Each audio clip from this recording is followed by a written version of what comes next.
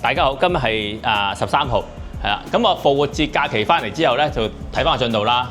咁可以再講解下我哋平時做開嗰啲木工點做。咁嚟嚟呢幅咧就一幅做起咗一幅係圍身，再加個暗門鏡清鏡，加個雲石包邊嘅。咁現場都會做翻個木廊。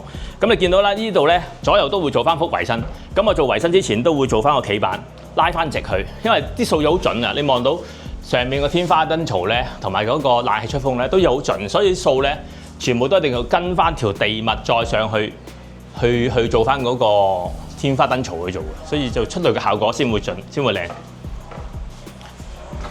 咁再睇翻我成個客飯廳嗰個天花進度啦。嗱，之前咪講過咧，就我哋做天花咧都會用翻木架板去做。以前就可能會做骨廊，咁但係而家就因為成個 cost 拉翻細少少，咁我哋都會做翻 M 槽去做，咁再配合翻夾板底，之後就會完成咗啦，穿好晒線啦，就會再做翻個石膏板面，去完成翻成個嗰個表面嘅。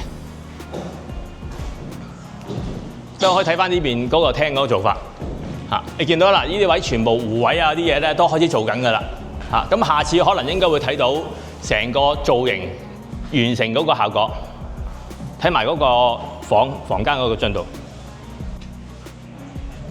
呢個我都想講解下，呢個咧就係一個弧形嘅包邊位。咁我哋通常做呢啲弧形咧就冇得訂嘅，一定要用彎板去做。咁彎板就嘥啲功夫啦，但係做出嚟嘅效果會都係理想嘅。咁將來上面都鋪翻石膏板咯。呢個做效果都做起，基本而家都大致上都流行嘅啦。呢個做法，通常我哋砌完牆批晒檔之後咧，都會俾啲時間去收水嘅。咁呢個單位就時間長啲，就起碼都要成個零月後先會進翻牆，由七師傅做。咁我哋望一望主房嗰個進度。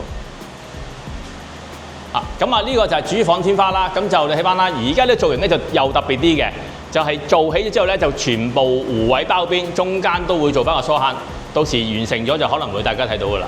咁今日就講完咁多先。多謝大家收睇。